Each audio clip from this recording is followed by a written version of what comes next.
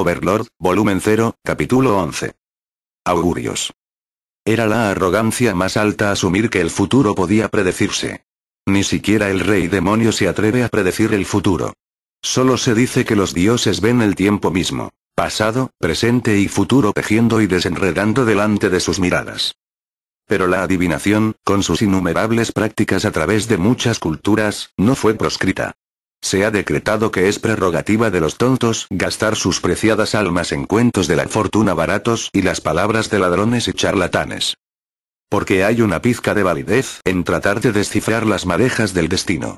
Algunos lo consideran suerte o coincidencia, pero los acontecimientos pueden ser guiados, por magia u otros medios, para que el futuro previsto se convierta en historia real, particularmente para alguien que necesita vivir en este mundo. Más importante aún, incluso, para alguien que necesita enfrentarse a la muerte a diario. Ella, la líder del equipo de aventureros de los cuernos de sangre, era una de esas devotas seguidoras. Y su creencia aún no le ha fallado. Cada mañana, después de las abluciones diarias, hacía balance de los presagios que se cruzaban con sus ojos, el número de personas que pasaban, la presencia de varios presagios de mala suerte, incluso la presencia de una brisa en el aire. Lo sumaría en su mente, esperando señalar un resultado favorable. Si lo fuera, entonces el día estaría asegurado, no habría muertes para ella o su equipo, no importa cuán peligroso sea el trabajo. Si los signos sumaban un resultado negativo, entonces ella se negaría absolutamente. Podían imponer un castigo, reducir su conteo de medallas, hacer lo que fuera. Pero al menos así vivirían los cuernos de sangre para ver otro día. Sus compañeras de equipo reconocieron la fuerza de sus supersticiones y la siguieron fielmente, aunque eso les llevara a rechazar trabajos lucrativos. Aun cuando un resultado favorable llevara a una conclusión difícil, sus cuernos estarían ensangrentados, pero aún no visitarían los salones del Gran Momonga. Anoche, una señal muy peligrosa la sacudió hasta el núcleo. Una señal del apocalipsis. Según las tradiciones que han circulado por el mundo desde antes del rey demonio, había varios presagios del apocalipsis. Pero lo más importante de estas profecías fue la del fin de los tiempos. El tiempo de la caída de los dioses. La llegada del rey demonio y la aparición de la reina nocturna, habían sido anunciadas desde hacía mucho tiempo. Lo que una vez había sido el oscuro desvarío de los locos y charlatanes, se convirtió en verdadera profecía cuando en realidad sucedió. Y así fue como el fin de los tiempos, un pasaje que aún no había sucedido, fue visto con sana angustia. Porque no anunciaba nada menos que el fin del mundo y eso sería una mierda. El sol saldrá de noche y caerán cosas en el cielo, un gran sepulcro profanado. En las tierras una nueva plaga de sangre manchará el bosque mayor, la noche y el cielo se aparearán. Y cuando todas estas cosas hayan pasado, cuando el trueno sacuda los pilares destrozados del reino, cuando el alba brillante se levante sobre las cenizas de un imperio, la muerte misma caminará sobre una nube de lavanda y los dioses volverán a caminar. Los dioses volverán a caminar. Podría citar el pasaje en su sueño. El sueño a veces incluso la evadía. Temía estar dormida cuando comenzara el apocalipsis. ¿Qué fue exactamente lo que parecía haber pasado anoche? Un sol que florece en la noche profunda, iluminando el horizonte lejano por un breve instante. La mayoría se encogió de hombros del ominoso signo, viéndolo como otra de las extrañas brujerías del rey demonio. Pero los temblores corrían por las espinas de los que seguían las profecías, los que creían. Y luego se corrió la voz desde arriba. Una misión secreta, enviada directamente por la oficina de los magistrados. Su presagio se disparó. En el momento en que regresaron a la posada, se encerró dentro de la habitación, decidida a correr a través de cada adivinación disponible. No fue solo la combinación de eventos siniestros. Tenía el instinto, universal para todos los seres. La conciencia de que la vida de uno pende del hilo de una araña. «Hermana, es hora», dijo Groot, tocando a la puerta. Sus ojos se elevaron desde la superficie de la mesa. Vio la luz del sol a través de la ventana. Ya había pasado el amanecer. Los cuernos sangrientos tenían que salir y pronto. No, no podemos. Los augurios. Su garganta se cerró, casi asfixiándose. Todos los augurios estaban limpios. Ella sacó el tarot del Supremo, lo barajó. El tarot había sido una de las más nuevas adivinaciones añadidas, propagada por el reino y adoptada por casi todos los que deseaban tratar con ellos. Se trataba de trajes que representaban a los 41 y se decía que perpetuaban los misterios de estos dioses distantes. Luego, antes de colocar la primera carta, la devuelve y baraja el tarot. Era hacer trampa un poco, pero era la única forma de validar sus sospechas. Ella jugó al nuevo tarot. Sus manos temblaron. Imposible. El desastre mundial. Ulver Talla y Nogle. Patrón del rey demonio y destructor de mundos. Un presagio de perdición, pero a veces, si aparece en último lugar, predice buena fortuna. Su cabeza apuntaba hacia el norte, lo que no indicaba vaguedad en la interpretación. Tan ominosa como Lord Ulbert parecía, la implicación del tarot no era tan horripilante por sí misma. La próxima carta. Jadeó. El supremo sobre todos Momonga, señor de la muerte. El fin último del tarot, prediciendo un número de finales similares en el futuro. Literalmente, podría indicar su muerte. En términos positivos, esto significaba que uno iba a ser exaltado pronto sobre sus compañeros. Su cabeza apuntaba hacia el oeste, una posición que indicaba los peores presagios. Combinadas, las dos cartas mostraron un desastre. El panorama de la muerte y el desastre combinados no podría haber sido más claro. Pero el tercero todavía no había llegado. Jugó la última carta. Su cuerpo entero tembló. Imposible. Imposible. Era la cuarta vez que jugaba al tarot. ¿Y jugó las mismas cartas dos veces? El 3 de cometas. 3 brillantes objetos cometales, sobre un castillo en llamas. Señalar el sentido norte significa exactamente lo que parecía. Se decía que imaginaba el asedio de los últimos años de la resistencia humana, pero eso era solo especulación. Aparte de la naturaleza mística de los cometas, que generalmente connotaba algún tipo de evento mágico en el futuro, 3 de cometas indicaban, como era de esperar, desastre. Un acontecimiento previsto desde hace mucho tiempo ha llegado a asaltar la propia vida y uno debería soportarlo, como el castillo. Si se hubiera invertido, entonces podría implicar algo más positivo, pero... En conjunto, la lectura significó muchas cosas. Podría incluso interpretarse como algo completamente positivo. Pero la lectura del tarot fue solo una de las muchas adivinaciones que hizo. Y todos ellos tuvieron los mismos resultados escalofriantes de la inminente ruina y el desastre. Los espíritus nos preservan, susurró. Todo su cuerpo temblaba. La luz del sol no se sentía cálida e inspiradora en absoluto. Se miraban el uno al otro. Después de ti, Guildmaster, dijo Ulbert, señalando hacia la puerta. No, después de ti, dijo Momonga. Podrían estar en cuerpos totalmente diferentes, pero algo acerca de una habitación completamente sin luz delante de ellos todavía les daba algo de repelús. Bien, primero lanzaré luz continua, dijo Ulbert, agitando sus manos para lanzar el hechizo. Entonces la trampa se disparó. Ya veo, es ciertamente siniestro, dijo Blueberg. Gruda sintió. En cualquier otro momento seguiríamos los sentimientos de la hermana. Pero ahora, es una orden de los magistrados. Una orden del rey demonio. Y no podemos negarnos ahora, de todos modos, gruñó Sngüifera. Ya hemos aceptado. Rechazar ahora avergonzaría nuestras almas para siempre. Miró a su equipo. Los cuernos sangrientos, compuestos de 4 heteromorfos fuertes, sobrevivieron a pesar de su pequeño número debido a sus fuerzas innatas. Uno de ellos había sido un veterano de muchas escaramuzas a lo largo de la frontera nocturna, que había afinado sus considerables habilidades. Un no muerto o 100, podía atravesarlos a todos ellos con el mango de su lanza. Blueberg era la fuerza encarnada. Sngüifera del impronunciable era también el indetectable, una monstruosidad enorme que inexplicablemente podría esconderse a plena vista. Robó una bóveda de magistrados y el demonio había recompensado su astucia y audacia con un año menos luchando en el arena, donde había afinado sus técnicas de matanza. Grud tenía una fe inquebrantable, aunque fuera a 3 seres diferentes. Una práctica desaprobada por la sociedad, sin embargo, le daba acceso a un montón de hechizos útiles.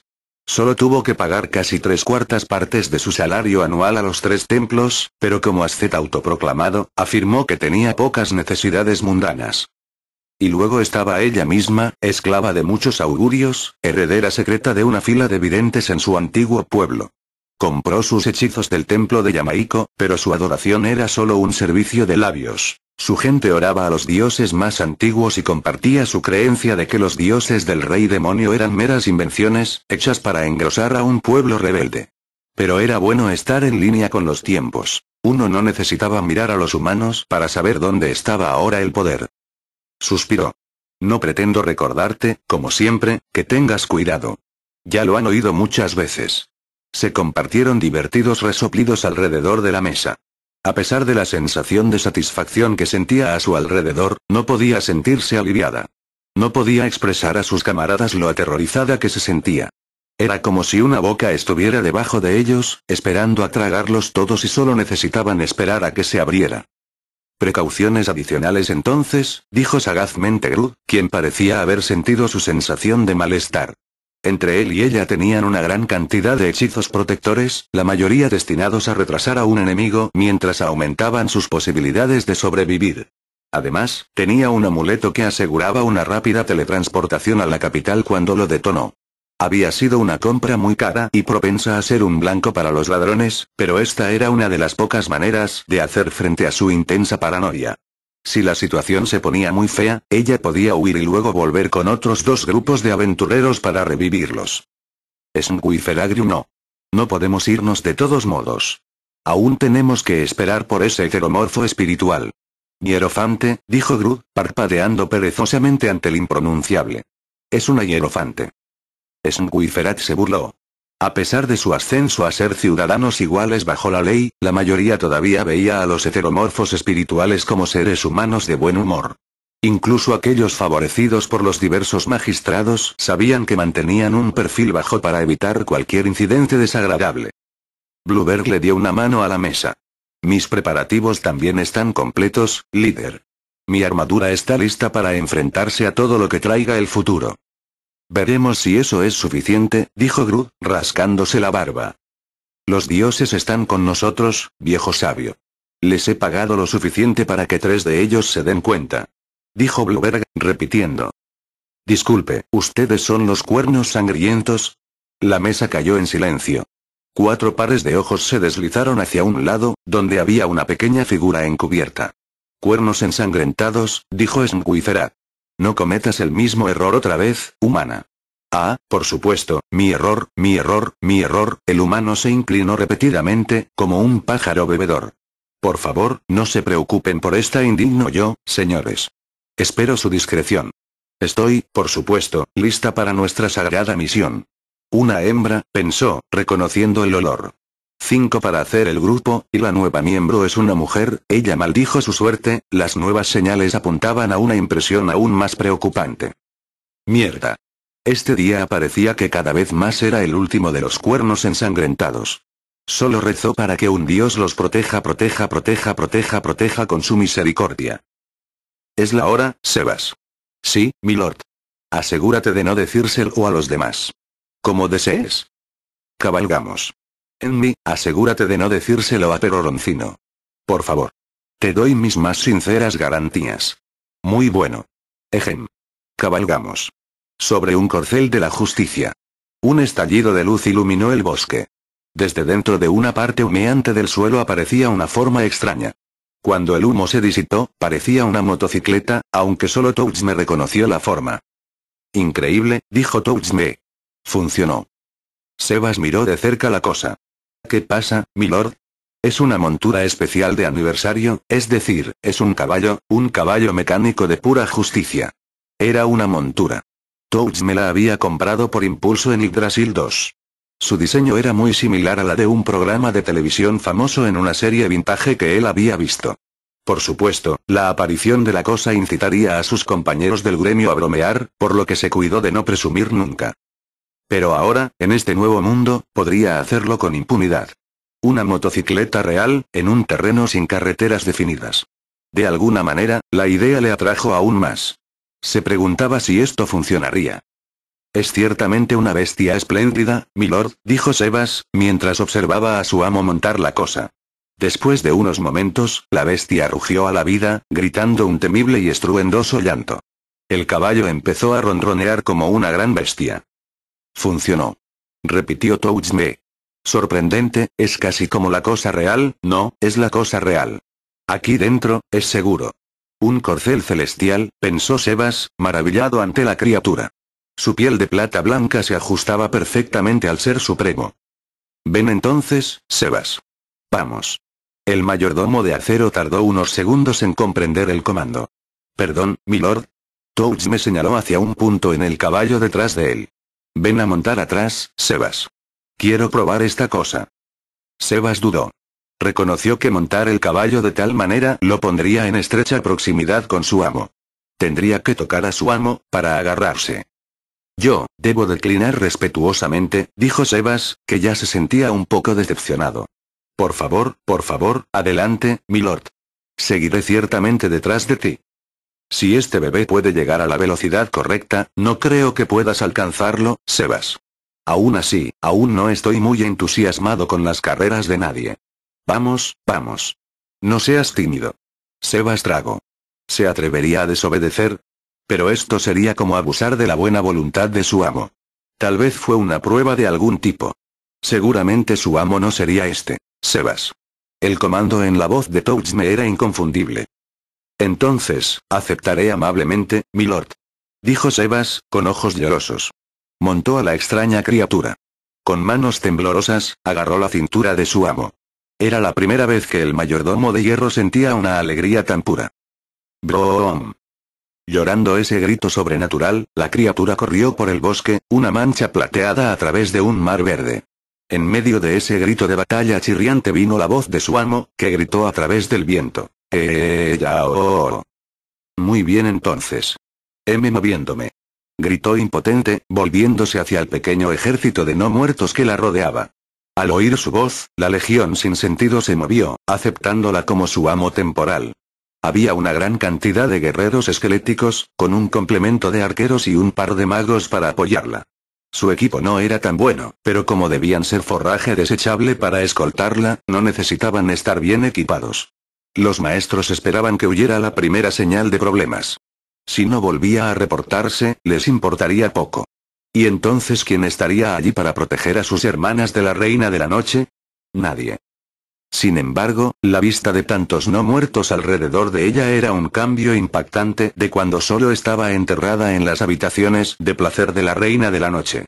La capital de la Reina de la Noche fue una visión de pesadilla de hordas de cadáveres podridos que caminaban por las calles con patrones preestablecidos, de decenas de vengadores vestidos de arriba, cantando sus desenterradas canciones sin descanso, de centenares de cadáveres, tejiendo sus enormes centenares de cadáveres, parados en cada esquina como gigantescos y deformes postes de entrada. La única excepción evidente que parecía fuera de lugar en esta ciudad eran los templos brillantes dedicados a los dioses Peroroncino y Momonga, a quienes incluso los devotos más devotos se dignaron a visitar en peregrinación, a menos que también se unieran a los ejércitos de la Reina Nocturna en la eterna no vida. Recordó por un breve momento, cuando no era más que una de las muchas prisioneras asignadas a los campos, cómo había elegido a Peroroncino como su dios patrono en un ataque de locura febril.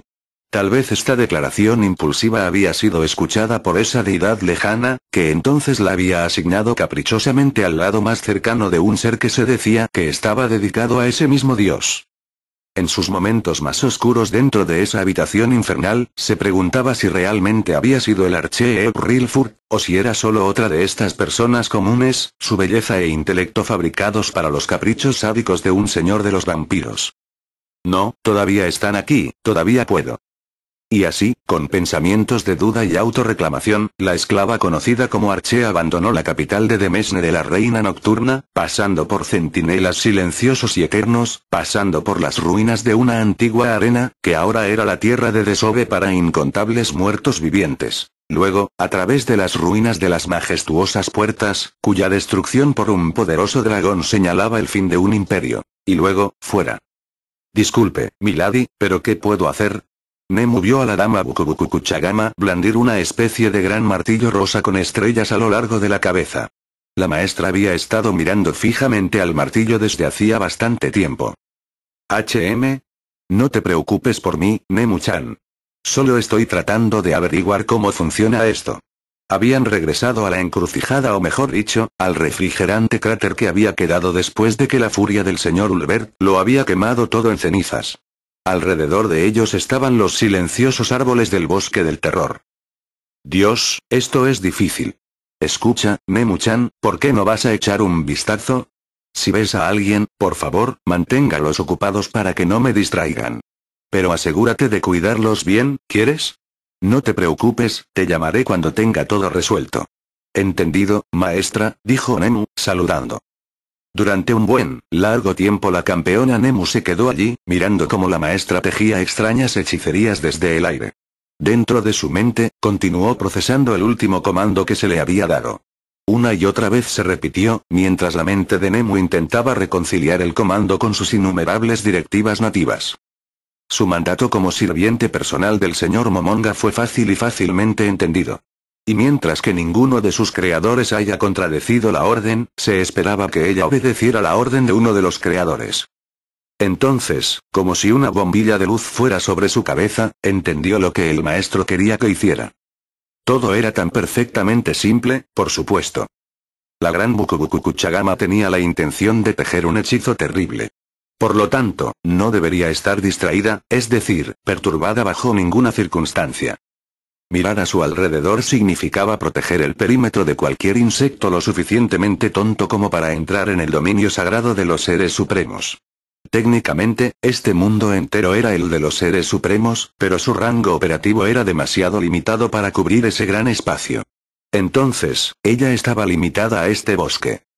Además, por favor manténgalos ocupados significa obviamente terminación despiadada. Y muerte, entonces, a cualquiera que entrara en el bosque. Sin excepciones. Por último, obviamente cuidaría bien de los intrusos. Ella debería tener un cuidado tan meticuloso que cualquier cosa razonablemente dejada detrás de los hipotéticos intrusos sería tan insignificante que sería imperceptible para los seres supremos. La conclusión lógica fue la aniquilación total. Nemu produjo el gran arco que le había sido otorgado por Touchme y luego con una expresión decidida, se desvaneció en las sombras de los árboles cercanos. Las filas que salían de la capital no eran tan largas.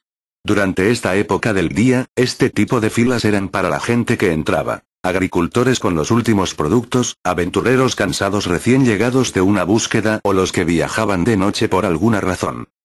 Hoy había tanta gente que deseaba irse como aquellos que querían entrar, a la total confusión de este último grupo. Se alegró de que tuvieran un permiso especial de los magistrados que pasaban por alto la línea, pero todavía tenían que ser procesados en la puerta.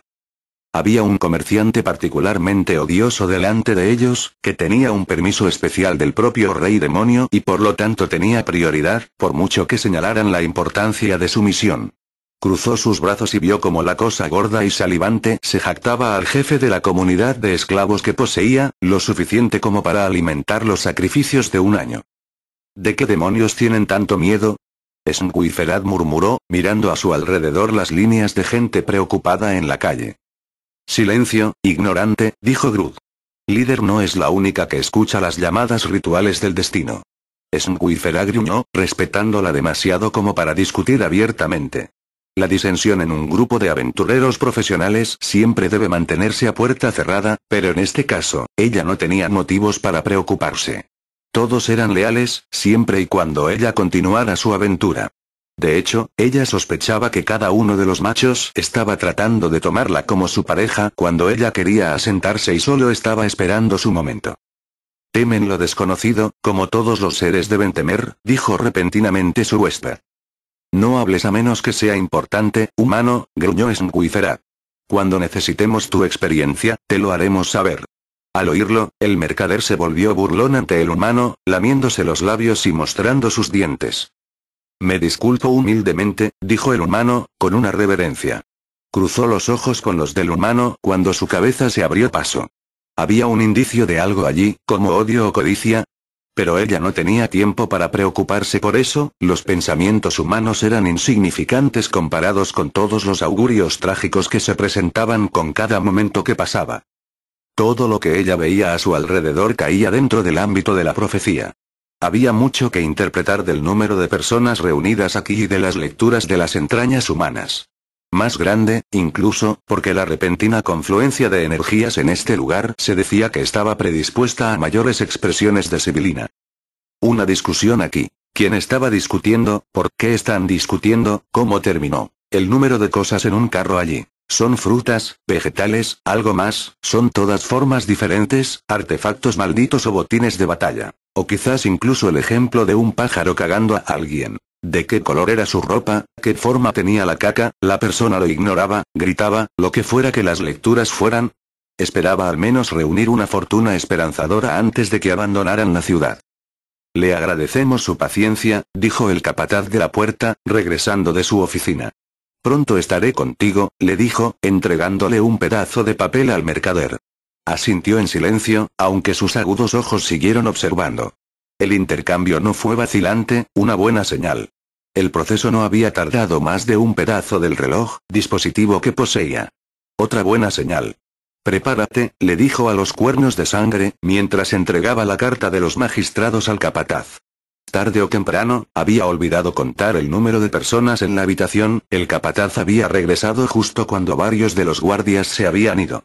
Su grupo era de 5, más los 3 guardias, el mercader a punto de irse, el oficial subalterno escribiendo en el escritorio, y el capataz, eso hizo. Un chirrido corrió por el aire, el sonido aburriéndose en sus oídos como gusanos dementes. Ella, los cuernos, el humano, todos los que estaban dentro y fuera cayeron de rodillas, el llanto impío en sus mentes, el sonido penetrante tan extraño que parecía que les estaba apuñalando en sus espíritus, aplastándolos bajo la conciencia de que aquí o allá no estaban seguros, mientras... jadeó.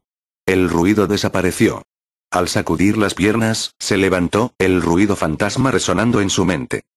Caen cosas en el aire. Gritó alguien afuera. La proclamación fue debidamente repetida por otros, y en cuestión de segundos una cacofonía de voces comenzó a retumbar como un trueno, cada vez más fuerte. La profecía. Apocalipsis. Un buen número de personas afuera miraban fijamente al cielo, señalando a las inocentes nubes como si algo siniestro estuviera escondido en su interior. La escena rápidamente se convirtió en histeria. Las líneas se derrumbaron cuando los que querían irse, o bien luchaban contra los implacables guardias demoníacos en la puerta, o huían de vuelta a la ciudad, para infectar aún más al resto de la ciudad con la convulsiva locura. Los que querían entrar abandonaron sus intentos y huyeron por el camino o también se enfrentaron a los guardias de la puerta, gritando pidiendo refugio. Una sensación de malestar se quedó como un bloque de hielo en su tripa. De todas las cosas que iban a pasar, miró a sus compañeros. Un sonido estridente, como de piedras cayendo en cascada por un acantilado, indicó a Blueberg temblando en su pesada armadura de correo. Groot respiraba pesadamente, sus ojos mirando al cielo como si estuviera esforzándose por ver algo. Y Squifferad estaba acurrucado en el suelo, murmurando palabras incomprensibles, su expresión lejana. Cerca de la puerta, el mercader chillaba como un cerdo atascado, aplastado de espaldas y agitando sus brazos como una tortuga indefensa. ¿Qué fue eso?, se preguntó Blueberg. Un ruido de lo más asqueroso, como si una voz me hablara desde el otro mundo. En medio del terror y la confusión, el humano tenía el descaro de reírse. Cuidado con el golpe que no se ve, el disparo que no se oye, la trampa que no se nota. Como lo dijo Nishikien Raisama. Cállate. Se quebró, su ira surgiendo más allá de su aprehensión, casi haciendo que golpeara a la insolente criatura. Pero se estabilizó en el último segundo. Un conflicto tan pronto estaba destinado a perturbar los vientos de la fortuna. Se echó a pique, girando bruscamente del humano. La supervivencia era lo más importante. No importaba lo que ocurriera, los cuernos de sangre seguirían aguantando otro día. Ese era su deber. No tenía sentido tentar a un destino inconstante, sacando su ira sobre un ser insignificante. Vamos, ladró y salió de la puerta. Pero Roncino gritó de frustración al equiparse el ojo sin tapa. Aunque al principio los efectos que Momonga había descrito habían sido muy prometedores, al principio le resultaba difícil restringir el uso exacto. Era más bien como si se le hubiera ordenado operar una máquina sin ningún entrenamiento previo. El artículo le había dado un ligero dolor de cabeza. Las visiones que le daba de las cosas estaban demasiado cerca, como la superficie microscópica de una hoja distante en un árbol. O demasiado confusas, como algo que él pensaba era un filtro espiritual, después de lo cual aparecieron toda clase de cosas molladas a su vista.